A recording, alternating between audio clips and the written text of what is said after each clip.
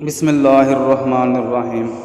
السلام علیکم ورحمۃ اللہ وبرکاتہ۔ ناظرین کرام، جادو ایک حقیقت ہے۔ صحیح بخاری کی حدیث نمبر 3268 سے یہ بیان کرنے کی کوشش کرتے ہیں۔ نبی کریم صلی اللہ علیہ وسلم پر جب آپ صلی اللہ علیہ وسلم حدیبیہ سے لوٹے تھے، جادو ہوا تھا۔ حضرت عائشہ رضی اللہ تعالی عنہا نے بیان کرتی ہیں کہ نبی کریم صلی اللہ علیہ وسلم پر جادو کیا گیا تھا۔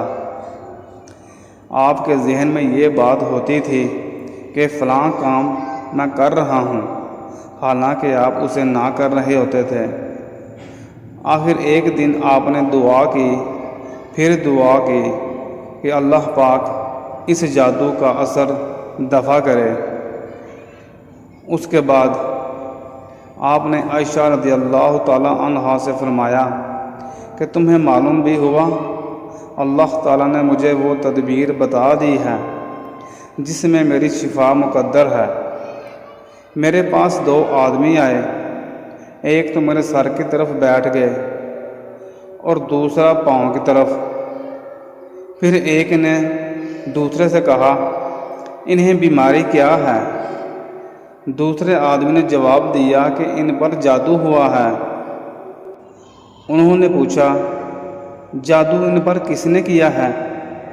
جواب دیا کہ لبید بن عاصم یہودی نے۔ پوچھا کہ وہ جادو ٹونا رکھا کس چیز میں ہے؟ کہا کہ کنگھے میں، کتان میں اور کھجور کے خوشے کے غلاف میں۔ پوچھا اور یہ چیزیں ہیں کہاں؟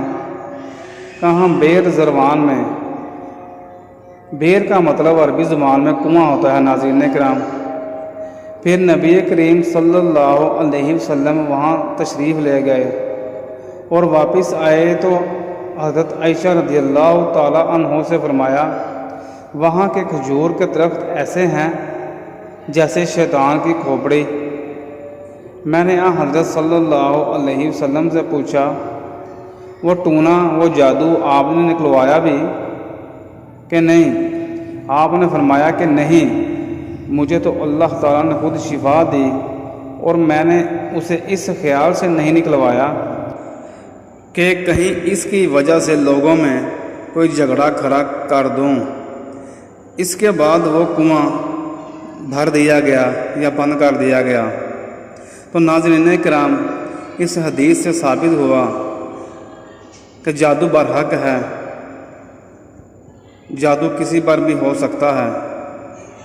اللہ تعالی ہم سب کو اپنے حفظ و امان میں رکھے۔ السلام علیکم۔ ناظرین کرام، اگلی ویڈیو میں ہم آپ کو وہ وظائف بتائیں گے جو نبی کریم صلی اللہ علیہ وسلم نے ہمیں جادو سے بچنے کے لیے تعلیم فرمائے ہیں۔ آپ سب سے گزارش ہے کہ چینل کو سبسکرائب ضرور کر دیں، ویڈیو پسند آئے تو دوستوں کے ساتھ شیئر کریں، لائک کریں اور کامنٹ سیکشن میں اپنی رائے کا اظہار ضرور کریں۔ اللہ ہم سب کا حامی و ناصر ہو۔